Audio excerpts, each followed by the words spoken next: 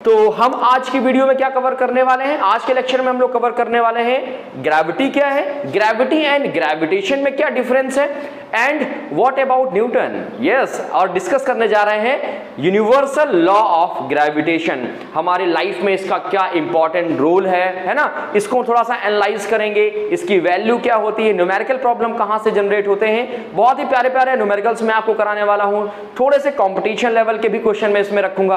तो ये सब कुछ देखने के लिए लास्ट तक बने रहिएगा। और हाँ, जो स्टूडेंट्स हमें देख पा रहे हैं तो हमारे इस वीडियो को प्लीज अपने फ्रेंड्स के साथ शेयर कर सकते हैं, क्योंकि हमारा इस चैनल में ये पहला वीडियो है। तो आइए स्टार्ट करते हैं आज का टॉपिक। सपोज हमारे पास कोई एक m मास का ऑब्जेक्ट है। अब सिंपल सी बात है, आप chapter number 1, chapter number 2 force and loss of motion पढ़ के आ रहे हैं, तो आप ये तो जानते होंगे कि हाँ कोई ऑब्जेक्ट है जिसमें मास क्या है, m है। अगर उसमें मास नहीं होगा तो वो ऑब्जेक्ट नहीं होगा, ये भी बात आपको पता है, ठीक है। और अगर ये m मास का ऑब्जेक्ट मैं किसी एक h हाइट से ड्रॉप करता हूं, सपोज दैट ये कोई h हाइट है और इस h हाइट से मैं कहीं नीचे ड्रॉप कर रहा हूं, तो जहां मैं इसको ड्रॉप करूंगा तो क्या होगा। अब देखो, आप ड्रॉप का मतलब कि सिर्फ मैंने क्या है कि अपनी फिंगर्स से 4 हटाया है, मैंने फिंगर्स को केवल क्या किया, ओपन किया, तो ये जो m मास का ऑब्जेक्ट था वो नीचे की तरफ जा रहा है।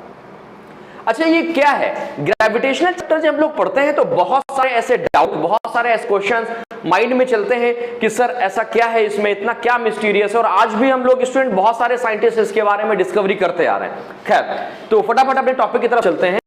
मैंने इस ऑब्जेक्ट को हाइट से ड्रॉप किया, किसी हाइट पर से ये नीचे गिरा। अच्छा ठीक है भाई, अब मैं इसको नीचे की तरफ ड्रॉप ना करके मैं ऊपर की तरफ ड्रॉप करता हूं। ओके, मैंने इसको ऊपर की तरफ ड्रॉप किया, मैं क्या देखता हूं कि जो चॉक है ये भी एक डिस्टेंस तक हाइट कवर करती है और वहां से क्या हुई है, नीचे की तरफ गिर गई। अब इसके बाद फिर मैंने देखा कि चलो एक और एक्सपेरिमेंट करते हैं। फिर मैंने इसी चॉक को अपने वर्टिकल हाइट पे कुछ ऐसे ड्रॉप किया, तो कुछ चॉक गई ऐसे कुछ इस तरह से, ये एक एरो की तरह डाके वापस से गिर गई। क्या है ये? तो एक बहुत ही फेमस साइंटिस्ट है जिसका नाम था न्यूटन। आप सबने सुन रखा है, मुझे उनकी स्टोरी बताने की जरूरत नहीं। बिफोर 598 एक ऋषि मुनि हुआ करते थे हमारे भारत में, जिसका नाम था ब्रह्मगुप्त द्वितीय। Okay, Brahmagupta second. उन्होंने क्या सबसे पहले ग्रेविटी की डिस्कवरी करी थी। उनका ये मानना था कि अर्थ में एक ऐसी सुपर पावर है जिसे हम लोग जिसके कारण लोग भगवान मानते हैं ना, तो यह अर्थ माँ है, हमारी देवी है, ये धरती मेरी माँ है। सुना ही नहीं सुना? तो ऐसा वो मानते थे कि अर्थ में कोई ना कोई ऐसी सुपर पावर है जो चीजों को अपनी तरफ क्या कर रही है, अट्रैक्ट कर रही है, खींच रही है। और इसका नाम उन्होंने रखा गुरुत्वाकर्षण। गुरुत्वाकर्षण, गुरुत्व मतलब सेंटर की तरफ और आकर्षण का मतलब होता है अट्रैक्शन। फिर इसके बाद सर न्यूटन ने, केपलर एक साइंटिस्ट थे, उनके सारे लॉज हैं जो प्लैनेट के ऑर्बिटरी मोशन के, उनको एनालाइज करने के बाद एक रूल दिया जिसका नाम था यूनिवर्सल लॉ ऑफ ग्रेविटेशन। तो हम इसी लॉ की तरफ बढ़ रहे हैं धीरे धीरे, लेकिन उसके पहले एक छोटी सी मैं स्टोरी आपको बताऊंगा, बड़ा सिंपल सा है। अगर मान लीजिए कि कोई एक, फिर से मैंने एक ऑब्जेक्ट लिया जिसका कोई एक ऑब्जेक्ट ए है, ठीक है, एक ऑब्जेक्ट बी है और एक ऑब्जेक्ट सी है, ठीक है, और ये तीनों अलग अलग प्लेनेट पे हैं। सपोज अलग अलग प्लेनेट पे है, मतलब ऐसा पॉसिबल अभी नहीं है, लेकिन चलो मान करते हैं कि ये हमारे पास ये अर्थ में है, ठीक है, ये है मान लो जुपिटर में है, ठीक है, और इसके बाद ये है मरकरी में है, ठीक है। ओके, अब ये बताओ स्टूडेंट कि क्या ए वाला ऑब्जेक्ट, जो ए ऑब्जेक्ट है, क्या इसमें ग्रेविटेशनल फोर्स है? ओके, क्या बी जो ऑब्जेक्ट है जो जुपिटर में बैठा हुआ है, या कोई और ऑब्जेक्ट है जो सैटर्न में बैठा हुआ है, नेपच्यून में बैठा हुआ है, तो क्या उन ऑब्जेक्ट में ग्रेविटी है? अच्छा, ग्रेविटी क्या हुई? ग्रेविटी अभी तो मैंने आपको डिस्कस किया ना, ग्रेविटी एक टाइप का अट्रैक्शन फोर्स है जो कहां लगता है, गुरुत्वाकर्षण, सेंटर की तरफ अर्थ की। अभी हम लोग इसको डिस्कस करेंगे, लेकिन फिलहाल ये बताइए, क्या ये जो ऑब्जेक्ट ई है किसी प्लेनेट में है, तो क्या इसमें फोर्स ऑफ अट्रैक्शन मतलब ग्रेविटी वर्क कर रही है? तो अगर आपने ये चैप्टर अभी तक नहीं पढ़ा है तो आपका आंसर आएगा नो सर, केवल अर्थ में ग्रेविटी है। लेकिन माय डियर स्टूडेंट्स, ये बिल्कुल भी गलत है, बिल्कुल गलत है। इस पूरे यूनिवर्स में जितने भी प्लैनेट हैं, सेलेस्टियल हैं या ऐसी चीजें जो सेलेस्टियल नहीं है, अर्थ में है, वो उन सब के अंदर ग्रेविटी है। मुझ में ग्रेविटी है, आप में ग्रेविटी है, इस चौक में ग्रेविटी है, इस बोर्ड में ग्रेविटी है, एवरीथिंग, सब कुछ ग्रेविटी है। अच्छा ठीक है, तो अगर ग्रेविटी है तो इस बोर्ड को मुझसे चिपक जाना चाहिए, ये चौक है ये चिपक जानी चाहिए, मेरे मुंह पे चिपक जाती, ये चौक एक दूसरे पे चिपक जाती है ना, ये फोन, ये कैमरा, जो भी है सब कुछ क्या करता, एक दूसरे में चिपक जाता। क्यों? अट्रैक्शन फोर्स है ना। तो चलिए इसी के बारे में अब हमको सीखना है कि एक्चुअल में क्या है।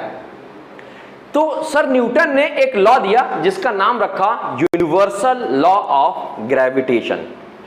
फर्स्ट ऑफ ऑल मेरे साथ एक बार रिपीट करिए, what is gravity? Gravity is a type of non contact attraction force which acts towards the centre of the gravity. ऐसा माना जाता है कि जो अर्थ है, जो अर्थ हमारी माँ है, धरती मेरी माँ है, ये अपने सेंटर की तरफ चीजों को क्या कर रही है, ऑब्जेक्ट्स को अट्रैक्ट कर रही है। मतलब ये अर्थ मुझे भी अट्रैक्ट कर रही है, that's why I bounded with the earth. ये अर्थ मेरे चारों तरफ ऐसे ऑब्जेक्ट जिनमें कुछ ना कुछ मास है, ध्यान रखिएगा मास इंपॉर्टेंट है, ऐसे ऑब्जेक्ट जिनमें कुछ ना कुछ मास है वो उसको क्या कर रही है, अट्रैक्ट कर रही है। Is that clear? चलो ठीक है, बहुत बढ़िया बात है। अब इसके बाद अगर ये इतनी चीजें आपको समझ में आ गई हैं तो अब हम लोग चलते हैं यूनिवर्सल लॉ ऑफ ग्रेविटेशन। तो अब हम एक साथ तो सारी चीजों को नहीं निकाल सकते। मान लीजिए हमारे चारों तरफ बहुत सारे ऑब्जेक्ट रखे हैं जिनके अलग अलग मास हैं या अलग अलग डिस्टेंस है, तो क्या हम एक साथ तो नहीं बता पाएंगे कि भाई ये जो टेबल है वो मेरे पे कितना फोर्स लगा रही है, या मैं इस कैमरे पे कितना फोर्स लगा रहा हूं, या आप अपने बगल वाले जो बेड रखा है, सोफा रखा है, उसमें कितना फोर्स लगा रहे हैं, एक साथ निकाल सकते हैं क्या? नहीं निकाल सकते हैं। तो सपोज आओ चलते हैं कि दो मासेस हम लोग ले लेते हैं, कोई दो ऑब्जेक्ट लेके चलो देखते हैं, ठीक है? आइए भाई, सपोज करिए ये हमारे पास एक मास दिया हुआ है m1, कोई ऑब्जेक्ट है जिसका मास कितना है m1, और एक दूसरा ऑब्जेक्ट है जिसका मास क्या है m2 है। जरा सुनिएगा क्या बताया सर न्यूटन ने। सर न्यूटन ने बताया कि इस यूनिवर्स में जितने भी ऑब्जेक्ट हैं, कोई भी ऑब्जेक्ट ले लो, सेलेस्टियल हो, नॉन सेलेस्टियल हो, कोई भी हो, पानी के अंदर घुसा बैठा है कोई, सब कुछ ओके, इवन एक इलेक्ट्रॉन प्रोटॉन भी, जितने भी ऑब्जेक्ट हैं वो आपस में एक दूसरे पर एक अट्रैक्शन फोर्स लगा रहे हैं। अगर ऐसा होगा तो इसका मतलब सपोज दैट ये ए बी सी अलग अलग कोई ऑब्जेक्ट रखे हैं, तो ये ए बी में फोर्स लगा रहा होगा, बी सी में फोर्स लगा रहा होगा, सी ए में फोर्स लगा रहा होगा, ये वापस सी में फोर्स लगा रहा होगा, बी वापस ए में फोर्स लगा रहा होगा, है कि नहीं, और सी ए वापस बी में लगा रहा होगा। देखो सी ए में भी लगा रहा है, बी में भी लगा रहा है, बी सी में भी लगा रहा है और ए में भी लगा रहा है, लगा रहा ही लगा रहा है। तो एक तरह का चैन नेटवर्क जनरेट हो जाएगा। मतलब मेरा इससे, इससे इसका, इससे मेरा, मेरा इसे, मतलब मेरा इसके साथ कुछ है नहीं, एक चैन नेटवर्क कंप्लीट हो जाएगा कि मैं इस पे फोर्स लगा रहा हूं, ये मेरे पे भी लगा रहा है, और ये मेरे अलावा भी पूरी दुनिया में फोर्स लगा रहा है। थोड़ा शॉकिंग है ना ये बात कि मैं अगर यहां खड़ा हूं और मैं हिल रहा हूं, डुल रहा हूं, या मोशन में हूं, या मूव कर रहा हूं, तो मैं इस पूरी दुनिया के हर एक ऑब्जेक्ट को डिस्टर्ब कर रहा हूं। थोड़ा इंटरेस्टिंग है ना, लेकिन ये एकदम सही है। चलिए आइए देखते हैं कैसे सही है। भाई जब न्यूटन सर ने बताया कि दुनिया में कोई भी ऑब्जेक्ट है वो आपस में फोर्स ऑफ अट्रैक्शन लगा रहे हैं, तो लोगों के माइंड में आया कि भाई वो फोर्स किस पे डिपेंड करता है, कितना फोर्स लगा रहे हैं। तो उन्होंने कहा कि थोड़ा सा वेट करिए, आइए देखते हैं। तो उसी को हम लोग जानते हैं यूनिवर्सल लॉ ऑफ ग्रेविटेशन से। और दोस्तों इतना प्यारा रूल है, इतना प्यारा लॉ है कि आप किसी भी दो ऑब्जेक्ट के बीच का फोर्स ऑफ अट्रैक्शन बहुत ही इजीली फाइंड कर सकते हैं। तो आप समझिए कि कितना टफ टास्क रहा होगा इस छोटे से फॉर्मूले को ड्राइव करने के लिए। लेकिन अभी हम लोग क्या करते हैं, बड़े आसान से पढ़ते हैं, रट लेते हैं। रटना नहीं है, जरा चीजों को समझते हैं। ओके, तो सपोज हमारे पास कोई दो ऑब्जेक्ट हैं, ये हमने एक ऑब्जेक्ट लिया, दो ऑब्जेक्ट लिया, ठीक है। अब ये object according to sir Newton आपस में फोर्स ऑफ अट्रैक्शन लगा रहे हैं।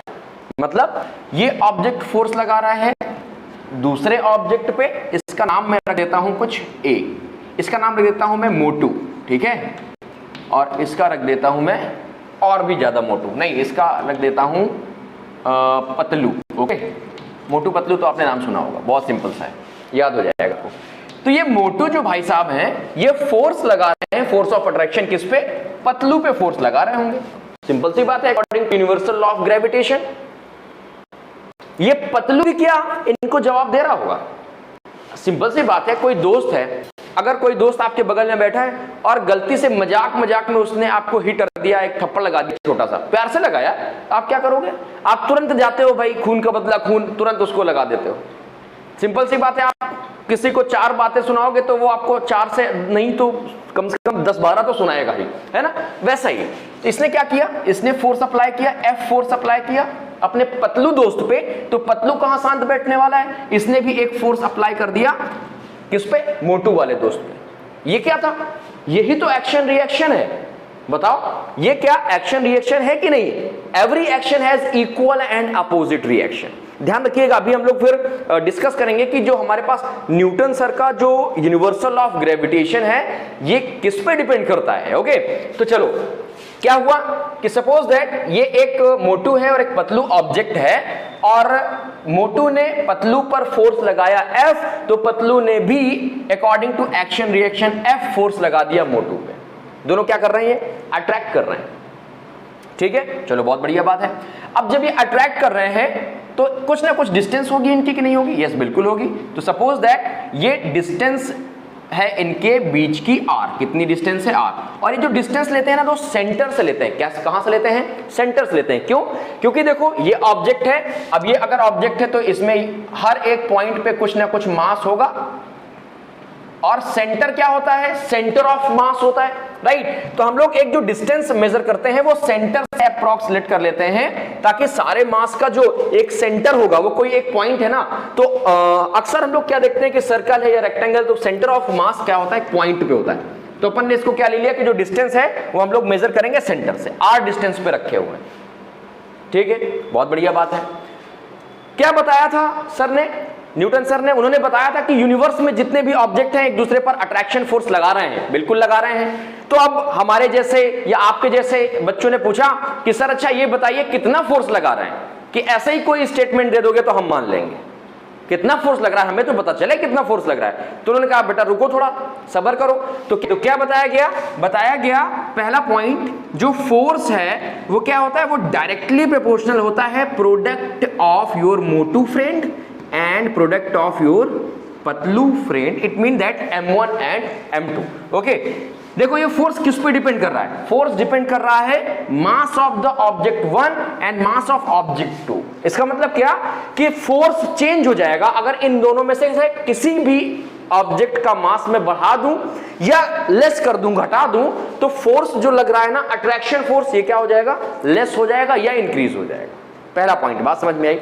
सेकेंड पॉइंट की बात करते हैं। सेकेंड पॉइंट क्या बताया गया? सेकेंड पॉइंट बताया गया कि जो फोर्स लग रहा है किन्हीं दो ऑब्जेक्ट के बीच में, वो उनके बीच की डिस्टेंस के स्क्वायर के इनवर्सली प्रोपोर्शनल होता है। ओके, क्या? Force is inversely proportional to the square of the distance between them. Suppose इनके बीच की जो डिस्टेंस क्या थी? r थी। तो जो फोर्स लगेगा वो उन दोनों के बीच की जो डिस्टेंस है उसके स्क्वायर के इनवर्सली प्रोपोर्शनल लगेगा। मतलब डिस्टेंस अगर आप कम करोगे तो फोर्स क्या होगा? ज्यादा लगेगा। पहले वाले केस में अगर मासेस बढ़ाओगे तो फोर्स बढ़ेगा। भाई डायरेक्टली और इनवर्सली का प्रोपोर्शनल का मतलब तो आप समझ रहे हैं ना। मान लीजिए लिखा है A directly proportional to the B, it mean that if A increases then B also gets increases automatically, right? And if we write A inversely proportional to the B, it means that if I increases the physical quantity A, then B gets decreased. Okay, is that clear? And ये भी आप लोग जानते हैं कि जब हम ये प्रोपोर्शनलिटी साइन हटाते हैं तो यहाँ पर एक कांस्टेंट वैल्यू C या K या M कुछ भी हम लोग क्या रखते हैं? एक वैल्यू प्लेस करते हैं। कहां से पढ़ के आए हो? याद करो, F is equal to M into में A। यहां पर एक कांस्टेंट K लगाते थे, K की वैल्यू 1 रखते थे। याद आया कि नहीं याद आया? अरे छोड़ो पुरानी बातें, सर कौन याद करता है? अरे याद कर लो, पेपर में आएगा ये। जरा देखो, ये हमारे पास एक इक्वेशन हो गया, दूसरा इक्वेशन हो गया। क्या करते हैं? इनको कंबाइन कर देते हैं। क्या जरूरत है कंबाइन करने की? सर अकेले अकेले ज्यादा अच्छे हैं, है ना? अरे कंबाइन करो गधों, लेकिन इसके पहले समझो। पहला तो पॉइंट क्या? F is directly proportional M1 into M2। दूसरा F is inversely proportional to the square of the radius. ये जो स्क्वायर ऑफ द रेडियस है ना, इसको बोलते हैं इनवर्स स्क्वायर रूल। क्या बोलते हैं? Inverse square rule. और इस इनवर्स स्क्वायर रूल को अगर मैं बात करूं कि कहां कहां अप्लाई कर सकते हैं, तो हम अप्लाई कर सकते हैं किन्हीं दो मासेस के बीच में, किन्हीं दो चार्जेस के बीच में, प्लस चार्ज या minus charge, okay, magnetic force के बीच में, north pole and south pole के बीच में, ओके, जितना डिस्टेंस कम होगा उतनी ही जो हमारी मैग्नेटिक फील्ड होगी, डिपेंड करती है इस पे, ठीक है। तो यहां पर हम लोग क्या अप्लाई कर सकते हैं, ये इनवर्स स्क्वायर रूल अप्लाई कर सकते हैं इन तीनों कंडीशंस में, ओके। तो देखो यहां पर दो मासेस की बात हो रही है, तो ये इनवर्स स्क्वायर रूल हो गया। अब इसको जैसे ही आप कंबाइन करोगे, तो कंबाइन करके क्या देखोगे, आप देखोगे कि मैं इसको लिख सकता हूं, देखिए जरा कंबाइन किया मैंने, देखिए मैं यहां पर कंबाइन कर देता हूं, देखो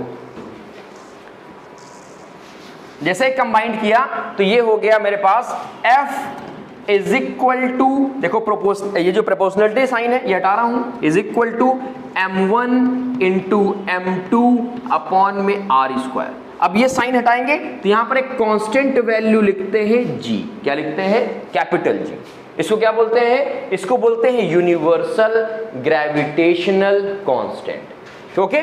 चलो ठीक है, बहुत अच्छी बात है। पहली चीज क्या देखी हम लोगों ने, F is directly proportional m1 m2, F inversely proportional to the square of the radius, और कंबाइन किया तो ये हमारे पास इक्वेशन निकल के आ गया, और इसी इक्वेशन को बोलते हैं यूनिवर्सल लॉ ऑफ ग्रेविटेशन। पूरे यूनिवर्स में कोई दो ऑब्जेक्ट ले लो, अगर उनके मासेस और उनके बीच की डिस्टेंस पता है, तो उन दोनों ऑब्जेक्ट के बीच में लगने वाला फोर्स ऑफ अट्रैक्शन आप फाइंड कर सकते हैं, ओके। और दोस्तों पता है ये G की वैल्यू आपको याद रखनी होती है। इस G को पहले तो क्या बोलते हैं, ये याद रखना, क्या बोलते हैं, कम ऑन लिख लो, यूनिवर्सल ग्रेविटेशनल कांस्टेंट, और इसकी जो वैल्यू होती है वो होती है 6.67 इंटू 10 टू द पावर -11। अभी मैं इसका SI यूनिट नहीं लिख रहा हूं, कुछ भी है, मान लो कोई यूनिट है, SI यूनिट में नहीं लिख रहा हूं। ये जो वैल्यू है ना, ये फिक्स वैल्यू है, जो हमारे पास ग्रेविटेशनल कांस्टेंट की वैल्यू है ये फिक्स है, चाहे वो मेरे तुम्हारे बीच का फोर्स निकालना हो, चाहे इलेक्ट्रॉन का और जुपिटर के बीच का निकालना हो, या कोई भी दो ऑब्जेक्ट के बीच का हमें फोर्स निकालना है, तो क्या निकालेंगे अपन, G की वैल्यू ऑलवेज सेम प्लेस करेंगे। कैलकुलेशन इजी हो जाए तो हम इसको लिख सकते हैं 6.7 इंटू 10 टू द पावर -11 भी लिख सकते हैं, तो इसमें कंफ्यूज मत होना, कई जगह पर कैलकुलेशन में यूज किया जाएगा आगे, ठीक है। चलो बहुत अच्छी बात है, इतनी बात समझ में आ गई। जरा SI यूनिट की बात कर लेते हैं। SI यूनिट क्या होगी भाई, कैपिटल G, अगर मैं देखो इस फॉर्मूले को ट्रांसपोज करूंगा तो ये क्या हो जाएगा, ये हो जाएगा भाई, फॉर्मूला क्या है, F is equal to capital G m1 into m2 upon में r स्क्वायर। ट्रांसपोज किया तो ये हो जाएगा capital G is equal to F into में r स्क्वायर अपॉन में m1 इंटू में m2 हो जाएगा ना। अब जरा देखो G is equal to F की वैल्यू क्या है, न्यूटन, R की वैल्यू क्या है हमारे पास, R डिस्टेंस है ना, तो मीटर इंटू में मीटर, ओके। तो मैं इसको लिख सकता हूं मीटर स्क्वायर, लिख सकता हूं मीटर स्क्वायर अपॉन, ये क्या है, मास है m1 और m2, तो कितने केजी के हो आप, 60 केजी 50 केजी बोलते हो नहीं बोलते, तो ये होगा केजी इंटू केजी मतलब केजी स्क्वायर हो जाएगा। तो क्या SI यूनिट मिली अपने को कैपिटल G की, कैपिटल G की जो SI यूनिट मैं यहां पर लिख नहीं रहा था, मैं यहां पर क्या लिख सकता हूं, लिख सकता हूं दोस्त न्यूटन मीटर, क्या लिख सकता हूं, न्यूटन मीटर स्क्वायर पर केजी स्क्वायर। बस समझ में आई कि नहीं आई, पूछ लिया जाता है कभी कभी 1 मार्क क्वेश्चन में कि what is the SI unit of the universal gravitational constant. I hope कि आपको ये सारी चीजें समझ में आ गई होंगी। चलिए अब फैक्टर्स की बात कर लेते हैं, किस क्यों कौन कौन से फैक्टर हैं जिस पे डिपेंड करता है कैपिटल G। तो कैपिटल G किसी फैक्टर पे डिपेंड नहीं करता, ना टेम्परेचर पे ना प्रेशर पे, ठीक है। पॉइंट मास हो, चाहे बड़ा मास हो, चाहे दूर की डिस्टेंस हो, चाहे पास की डिस्टेंस हो, किसी पर भी डिपेंड नहीं करता, तभी तो ये कांस्टेंट वैल्यू है। बात समझ में आई कि नहीं आई। अच्छा, यूनिवर्सल ग्रेविटेशनल कांस्टेंट हम लोग पढ़ते हैं, तो क्या क्या इसमें इंपॉर्टेंट रोल है। तो पहला रोल तो ये है कि हम किसी भी सेलेस्टियल ऑब्जेक्ट का जो फोर्स ऑफ अट्रैक्शन लग रहा है मुझ में या किसी भी ऑब्जेक्ट में, हम उसका फोर्स ऑफ अट्रैक्शन लगा सकते हैं, है ना। दूसरा क्या है, जो यूनिवर्सल लॉ ऑफ ग्रेविटेशन है ना, इस पूरे यूनिवर्स के स्टेबिलिटी के लिए बहुत ज्यादा इंपॉर्टेंट है। बात समझ में आई कि नहीं। ये सारे प्लैनेट जो एक दूसरे के चारों तरफ चक्कर लगा रहे हैं, सन आप गैलेक्सीज के चक्कर लगा रहे हैं ना, जो सैटेलाइट है आर्टिफिशियल या मून है नेचुरल सैटेलाइट, वो अर्थ के चक्कर लगा रही है, अर्थ सन के चक्कर लगा रहा है, तो सभी क्या कर रहे हैं, सब एक दूसरे का चक्कर लगा रहे हैं। तो ये चक्कर लगाने वाला क्या चक्कर है भैया, तो ये जो चक्कर लगाने वाला चक्कर है अपन किससे सीख सकते हैं, ये यूनिवर्सल ग्रेविटेशनल कांस्टेंट से सीख सकते हैं। ओके, टाइड्स का आना, भाई अर्थ की भी अपनी ग्रेविटी है, मून भी अपनी ग्रेविटी लगा रहा है, तो जब मून ने ग्रेविटी लगाया तो पानी ऊपर आ गया, ठीक है। और जब अर्थ ने ग्रेविटी देखा कि अर्थ की ग्रेविटी नहीं, अरे ये तो मेरी प्रॉपर्टी मेरे से लिए जा रहा है, तो उसने तुरंत ले पकड़ के खींच लिया, ठीक है, पटक दिया जमीन पे। बात समझ में आई कि नहीं आई? तो टाइड्स का आना ये भी ग्रेविटी पे डिपेंड करता है, स्नोफॉल्स, वाटरफॉल्स, बात समझ रहे हैं। और कोई भी चीज जो आपको दिखता है ये अपवर्ड टू डाउनवर्ड मोशन कर रही है, वो सब किसकी वजह से है? ग्रेविटी की वजह से है। ये एग्जाम्पल समझ में आ रहे हैं कि नहीं आ रहे हैं? हमने ये क्यों पढ़ा ये भी आपको समझ में आ रहा है कि नहीं आ रहा? तो चलिए अब एक आध क्वेश्चन करके देखते हैं। ओके, तो पहला क्वेश्चन तो आपसे मेरा यही है कि सपोज दैट कि मान लीजिए ये हमारे पास अर्थ है, ये क्या है? ये अर्थ है, बढ़िया हंसती मुस्कुराती हुई। अब इस अर्थ के चारों तरफ ऑर्बिट में मून मोशन कर रहा है। कौन मोशन कर रहा है? मून मोशन कर रहा है, टेंशन में है, थोड़ा थका हुआ है, ठीक है। और ये मून जब मोशन कर रहा है तो क्या होगा? जब अचानक से अर्थ की जो ग्रेविटी है वो डिसअपीयर हो जाएगी, खत्म हो जाएगी, तो क्या होगा? ये जो मून मोशन कर रहा है ना, ये पता कुछ इस तरह से निकल जाएगा, इस तरह से। बात समझ में आई कि नहीं आई? मान लो कोई भी है जो सर्कुलर ऑर्बिटल में मोशन कर रहा है और अचानक से ग्रेविटी खत्म कर दूं तो ये कैसे निकल जाएगा? कुछ इस तरह से निकल जाएगा। क्या मतलब हुआ?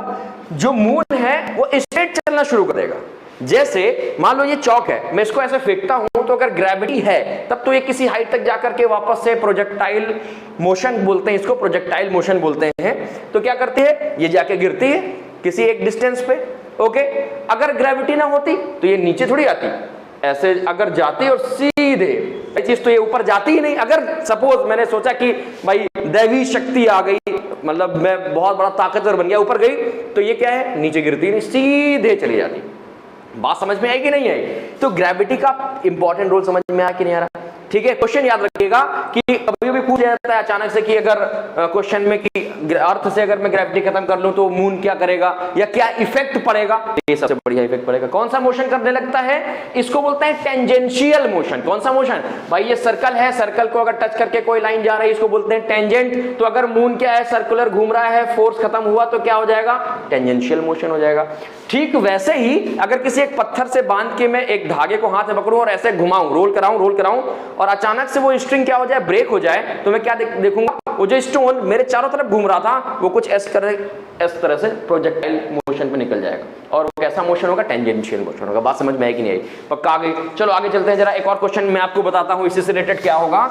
बहुत जल्दी, ज्यादा टॉपिक को लंबा नहीं खींचेंगे, बहुत छोटा टॉपिक है। देखो, इसके बाद आपने सुना होगा ग्रेविटेशनल कांस्टेंट के बारे में मैंने बताया। क्या होता है? F is equal to G m1 into m2 upon में r स्क्वायर। पहली चीज तो जो हमारे पास यूनिवर्सल लॉ ऑफ ग्रेविटेशन है, इससे हमें जो वर्ड मिला ग्रेविटेशनल फोर्स जितनी दो ऑब्जेक्ट के बीच में, तो वो एक कैसा है? वीकेस्ट फोर्स है। कैसा फोर्स है? वीकेस्ट फोर्स है। और एक खास बात, ये एक सेंटर फोर्स है। कैसा फोर्स है? सेंटर फोर्स है स्टूडेंट, याद रहेगा आप लोग को। लॉन्ग डिस्टेंस फोर्स है, मतलब कि कोई एक ऑब्जेक्ट जुपिटर पे रखा है और मैं यहां पे खड़ा हूं तो एक दूसरे पर फोर्स लगा रहा है। मैंने बोला था ना कि अगर मैं यहां से मोशन कर रहा हूं, एक प्लेस से दूसरी प्लेस से मोशन कर रहा हूं, तो मैं चीजों को डिस्टर्ब कर रहा हूं। तो ग्रेविटी जो लोग मेरे पे लगा रहे हैं या मैं जिन पे लगा रहा हूं, मैं मोशन करूंगा तो ग्रेविटेशनल फोर्स उनको डिस्टर्ब करेगा। बट डिफरेंट मासेस और डिस्टेंस की वजह से ये फोर्स पता नहीं चलता। जैसे अगर मैं इस चौक को फेंकता हूं तो चौक अर्थ की तरफ जा रही है। क्यों? क्योंकि अर्थ के कंपैरिजन में जो इस चौक का मास है वो बहुत कम है। अगर अर्थ से बड़ा होता ये चौक तो अर्थ इसकी तरफ आ रही होती। बात समझ में आई कि नहीं आई? मास पे डिपेंड करता है, अभी तो पढ़ा हम लोगों ने। तो अगर ये चौक फेंकूंगा तो मेरी तरफ नहीं आएगी क्योंकि मेरा भी मास क्या है? अर्थ के कंपैरिजन में कम है।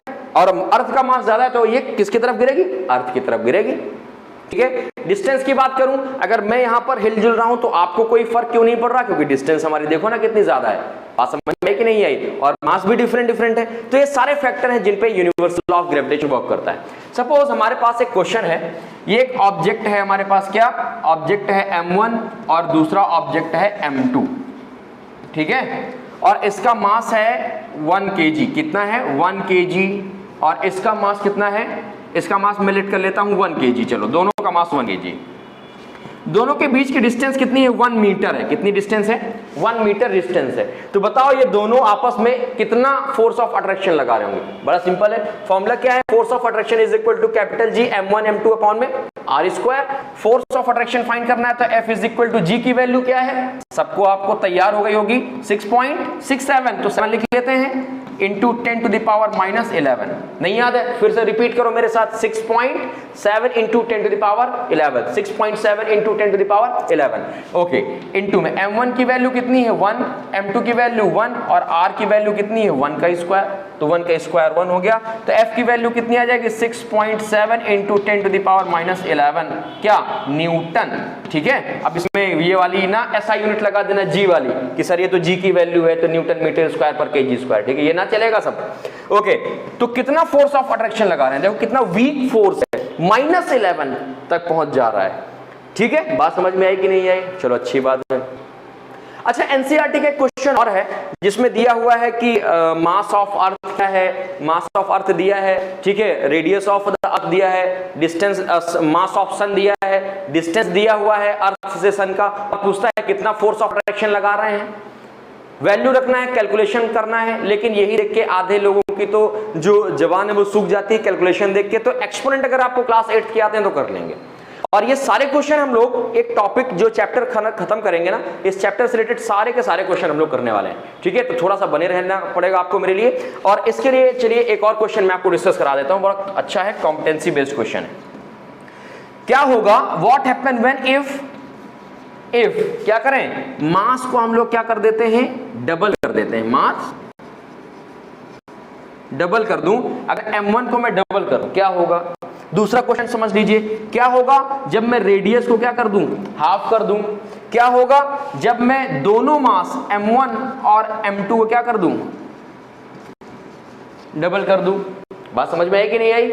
ठीक है, तो ये क्वेश्चन आपको करने की कोशिश करना है। नेक्स्ट जो वीडियो होगी, नेक्स्ट जो क्लास होगी, उस क्लास में हम लोग डिस्कस करेंगे कि क्या होगा जब मैं किसी एक ऑब्जेक्ट के मास को कम कर दूंगा, किसी एक ऑब्जेक्ट के मास को बढ़ा दूंगा, इनके बीच की डिस्टेंस कम कर दूंगा, इनके बीच की डिस्टेंस घटा दूंगा। ठीक है, तो क्या इफेक्ट पड़ता है किस पे, फोर्स पे।